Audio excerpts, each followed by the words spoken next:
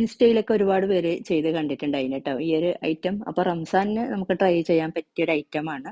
ഞാനിപ്പോൾ ബോൺലെസ് ആയിട്ടുള്ള ചിക്കന് 3 ഈ ബൗളായിട്ട് വെച്ച് കൊടുത്തിട്ടുണ്ട്. ഏകദേശം 1/4 കപ്പ് ചിക്കനാണ് ട്ടോ.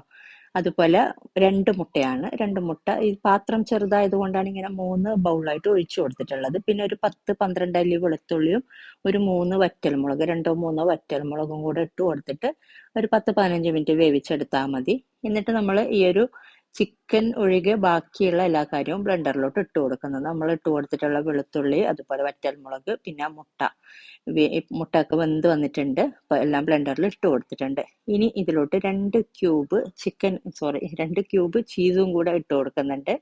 പിന്നെ പാകത്തിനുള്ള ഉപ്പ്, 1/2 ടീസ്പൂൺ പഞ്ചസാര, 1/4 ടീസ്പൂൺ ഒറിഗാനോ ഇട്ട് കൊടുക്കുന്നുണ്ട്. അതുപോലെ ഒരു 1/4 കപ്പ് പാലും കൂടെ ചേർത്തിട്ട് ഇതുപോലെ ഒന്ന് ബ്ലെൻഡ് ചെയ്തെടുത്താൽ മതി.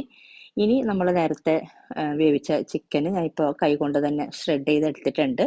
ഒരു സവാള ചെറുതായിട്ട് കട്ട് ചെയ്തതും, ഒരു തക്കാളി ചെറുതായിട്ട് കട്ട് ചെയ്തതും, മീഡിയം സൈസിലുള്ളത് മതി.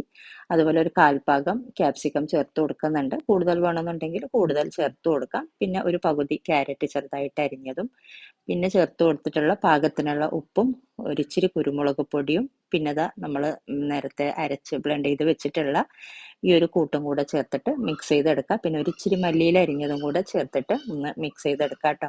അപ്പോൾ സംഭവം അടിപൊളിയാണ് ഈ ഒരു മിക്സ്. ഇനി ഞാനിപ്പോൾ നമ്മൾ കുബൂസൊക്കെ ചെയ്യുന്ന ഇതിലാണ് റോൾ ചെയ്തെടുക്കുക എന്നുള്ളത്. ചപ്പാത്തിയുടെ ഇതിലും എങ്ങനെ വേണമെങ്കിലും നമുക്ക് റോൾ ചെയ്തെടുക്കാം കേട്ടോ.